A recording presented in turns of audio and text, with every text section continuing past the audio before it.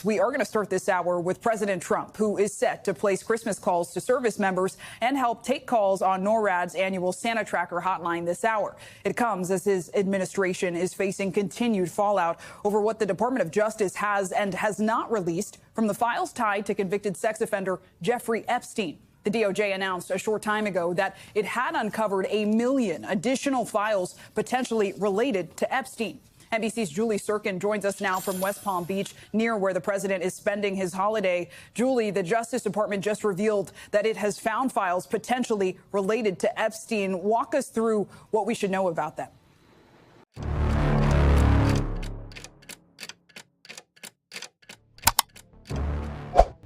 일부 제도적 움직임은 그 희귀성 때문이 아니라 그간 안정적이라 여겨졌던 패턴을 깨는 방식 때문에 중요성을 띠게 된다. 워싱턴 2025년 12월 초 제프리 앱스타인 관련 문서의 부분적 공개가 진행되는 가운데 빌 클린턴 전 대통령의 공식 대변인을 통해 발표된 성명은 제도적 영역에 새로운 긴장의 축을 도입했다. 직설적이면서도 공식적인 어조로 작성된 이 성명은 미국 법무부에 자신을 언급한 모든 문서, 즉 사진 기록, 배심원 기록, 인터뷰 노트 등을 공개할 것을 요구했다. 이 사건에 대한 인식을 바꾼 세부 사항은 요구의 어조였다. 우리는 어떠한 보호도 필요로 하지 않는다고 주장함으로써 대통령은 숨길 것이 없다는 점을 부인했을 뿐만 아니라 트럼프 정부가 기록을 선택적으로 활용하고 있으며 기록 자체가 뒷받침하지 않는 연관성을 암시하고 있다고 시사했다. 이 사건의 영향은 당시 회의실 안에서 벌어진 일에 국한되지 않았다. 이 시위는 법무부가 새로운 문서들을 공개하는 것과 동시에 발생했는데 이 문서들은 클린턴 관련 기록을 제외하고는 90% 이상의 이름과 내용이 검열된 상태로 공개되었다.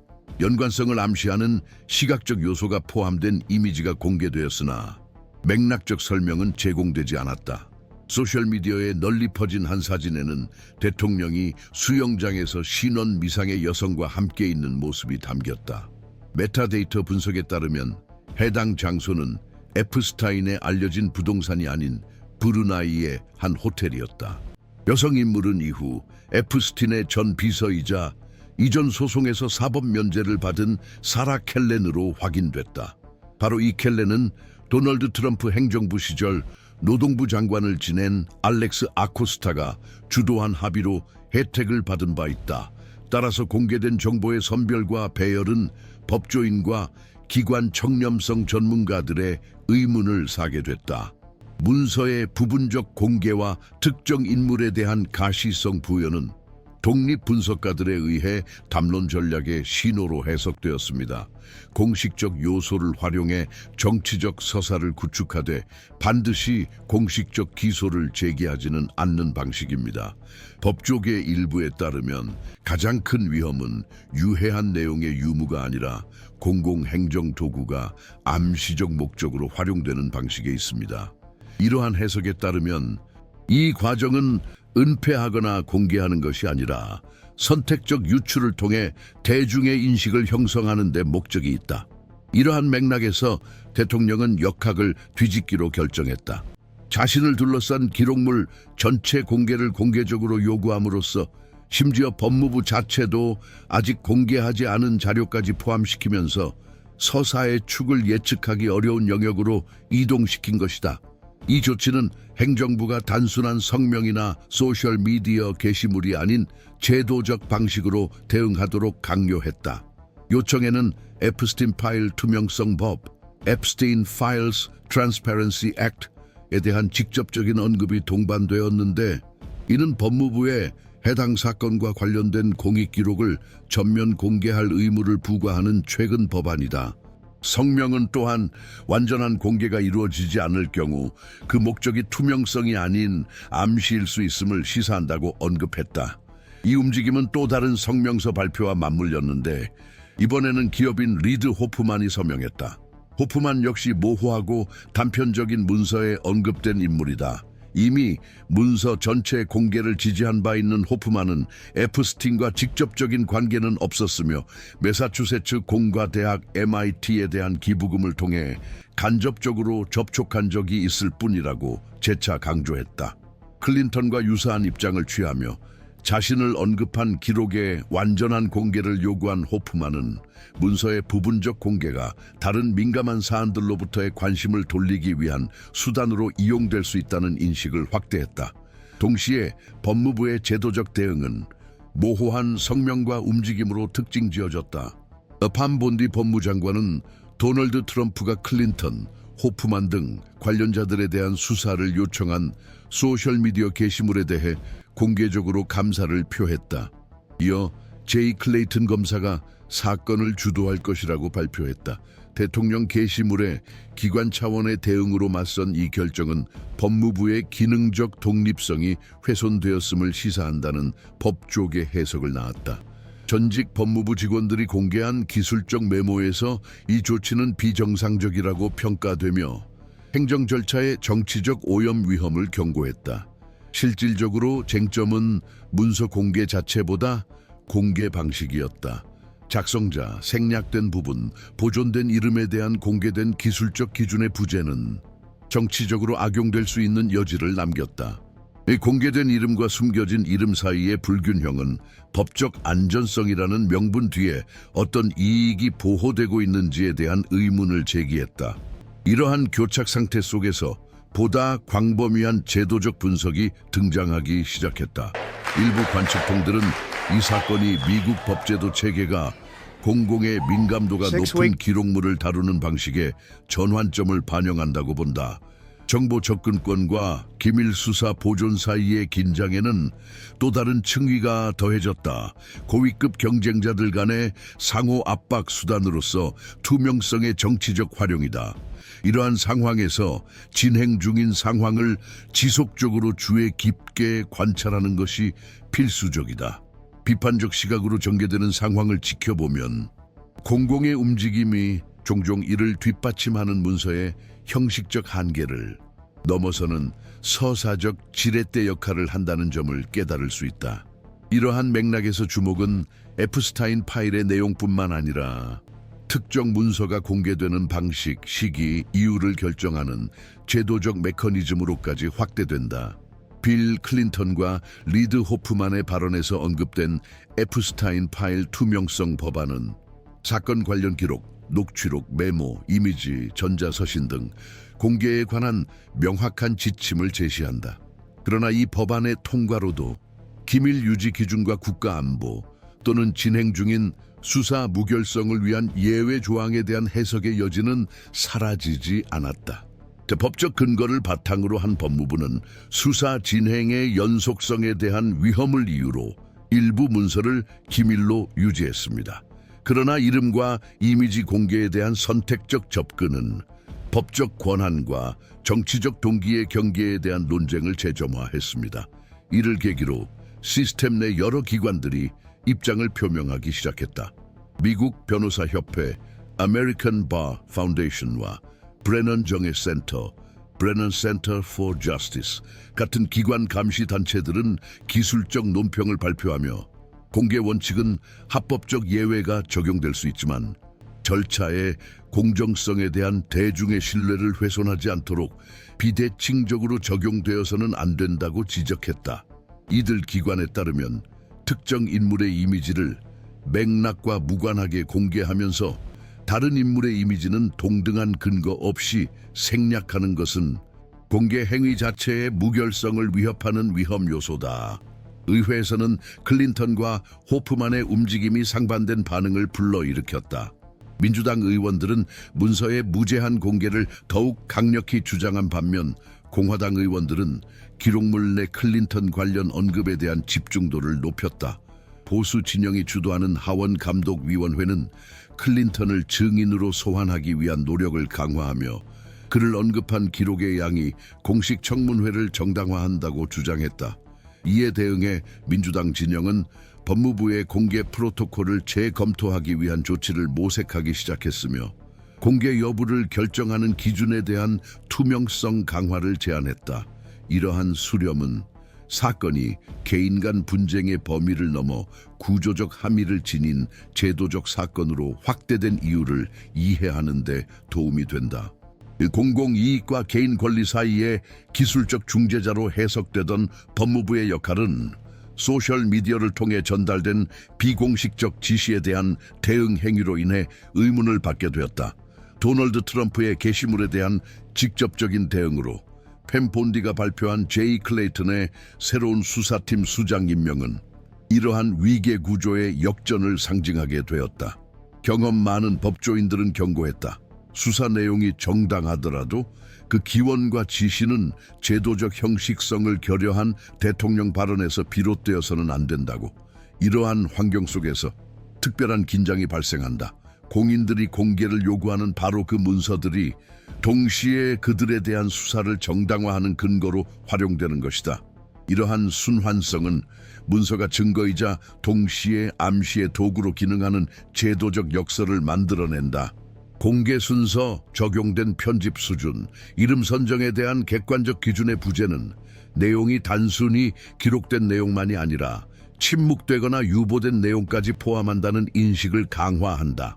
1970년대 공직자 관련 FBI 기록과 같은 과거 사례의 경험이 종종 참고 사례로 인용된다. 당시 문서의 부분적 공개는 성급한 결론을 초래했으며 수년 후 전체 기록을 통해 그 결론이 근거 없음이 드러났다. 차이점은 현재의 상황에서는 정보 확산 속도와 기관의 중재 없이 당국과 대중 간의 직접적 상호작용이 왜곡된 해석과 회복 불가능한 평판 손상의 위험을 가중시킨다는 점이다. 법무부 내부에서도 사건의 정치적 운영에 대한 불편함이 드러났다. 국가안보팀 관계자들의 가까운 소식통들은 내부 기술부서와의 광범위한 협의 없이 선택적으로 공개된 문서들이 경험 많은 검사들 사이에서 불만을 야기했다고 전했다. 역사적으로 문서 공개 절차의 합법성과 무결성을 보장해온 이 전문가들은 핵심 결정 과정에서 배제되고 법무부 수장 직속의 직접 보좌 그룹으로 대체된 것으로 알려졌다. 이 시점에서는 단순히 문서에 누가 언급될지 여부가 아니라 여론 앞에서 사법 제도 자체의 신뢰성이 걸린 문제였다. 기관적 공정성에 대한 인식 구축은 절차의 일관성에 크게 좌우된다. 행정부에 가까운 인물들이 다른 이들보다 차별적인 대우를 받을 때 의도적인 노출이든 계산된 누락이든 기관적 정당성의 훼손 위험은 더욱 커진다. 국제 무대에서는 이 사건이 민주적 거버넌스 관련 주제를 다루는 기관 감시 단체와 외국 언론 매체들의 주목을 받기 시작했다. 이처럼 민감한 성격의 기록물이 정치적 공방의 도구로 활용되고 있다는 사실은 특히 권력 분립과 감독기관의 자율성에 기반한 민주정권에서 이러한 행위가 초래할 수 있는 제도적 불안정성에 대한 경고를 불러일으켰다. 시스템적 위험에 대한 인식은 빌 클린턴 전 대통령이 새로운 성명에서 단순히 기록을 공개하는 것만으로는 부족하며 작성 기준을 공개적으로 설명하고 비밀로 유지된 이름들을 정당화할 필요가 있다고 언급하면서 더욱 힘을 얻었다. 그에 따르면 공공문서의 투명성은 절차적 투명성과 함께 이루어져야 하며 이는 내용이 순간적인 편의에 따라 악용되는 것을 방지하기 위함이다. 이 제안은 보수 진영에서 주의를 돌리려는 시도로 해석되기도 했지만 수년간 정치적 가시성이 높은 상황에서 선택적 공개 절차의 규범적 취약성을 경고해온 학계와 법조계에서 공감을 얻었다. 법무부가 나머지 문서 공개에 대한 세부 계획을 제시하지 않는 동안 어떤 이름들이 어떤 이유로 여전히 비공개 상태인지에 대한 추측이 확산되고 있다. 이러한 예측 불가능성은 허위 정보뿐만 아니라 공공 논쟁을 통제하기 위한 전략적 침묵의 사용을 부추긴다. 이러한 상황에서 독립기관, 책임 있는 언론, 사회 통제 기구들이 무엇이 걸려 있는지를 맥락화하는 역할이 중요해진다.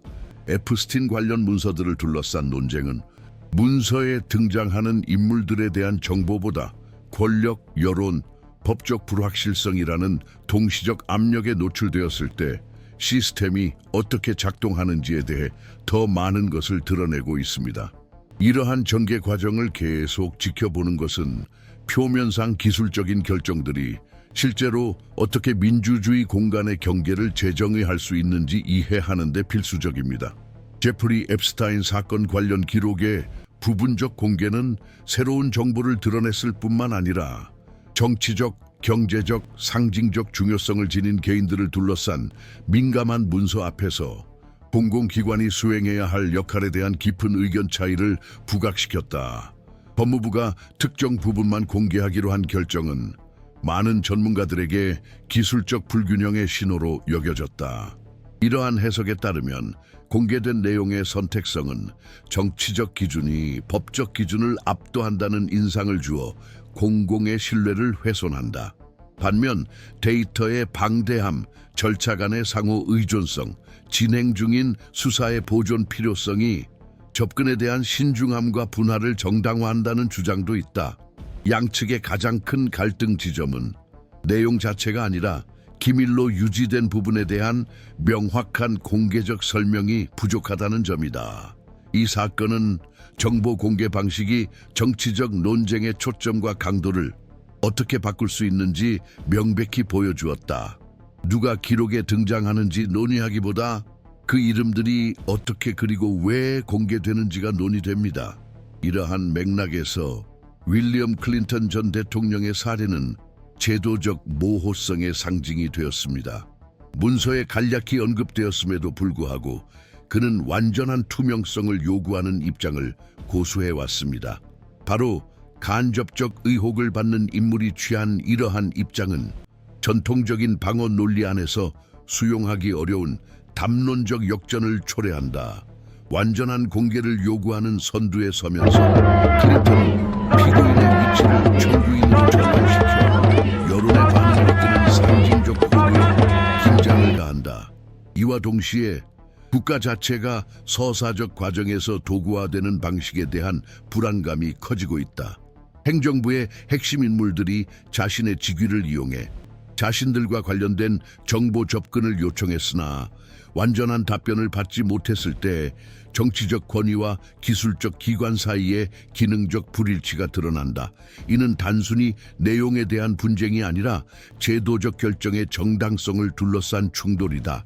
모든 사람이 공평하게 대우받아야 한다는 주장은 특정 인물들은 광범위하게 공개되는 반면 다른 이들은 사회에 설명되지 않은 기준으로 보호받는 선택적 공개 관행과 맞서고 있다. 기록물 편집 기준에 관한 공개된 프로토콜의 부재는 상황을 악화시킨다. 일부 사회 계층은 잠재적 피해자에 대한 정의 실현과 공인에 대한 투명한 처리를 위해 무제한 공개를 주장하는 반면 전문 분야에서는 부수적 피해 위험을 경고한다. 공식 절차에조차 포함되지 않은, 공식적으로 기소되지 않은 인물들의 이름을 공개하는 것은 그 삶이 결코 이전 상태로 돌아갈 수 없는 개인들의 존엄성을 돌이킬 수 없이 훼손할 수 있다.